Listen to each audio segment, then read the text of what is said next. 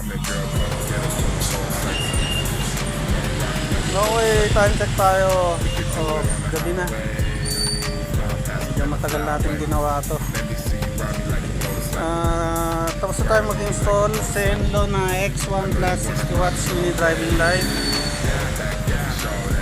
Then nirewiring na rin natin yung kanyang loud horn. Then nag-install din tayo ng tie switch na B3.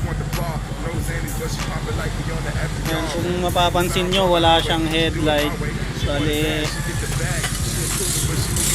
nag-install nung tie switch sa kanya, ang nangyari na pundi niya yung headlight. Yan ang mangyayari pagka mali yung wiring ng headlight, lalo na sa mga nagkakabit na ito. Ang unang masisira dyan yung headlight pag nagkamali ng wiring dito sa tie switch. Buti na lang dito lang tinamaan, hindi na tinatamaan yung sa my computer box.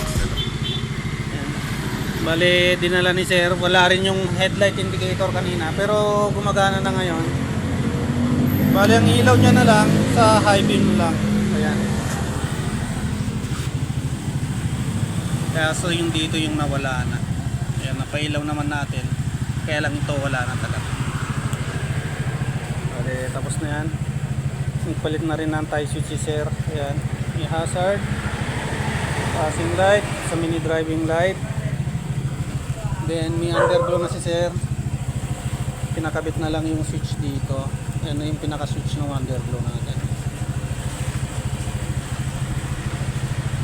Tapos yung switch ng mini driving light dito na yan. Low beam, high beam, low beam, high beam.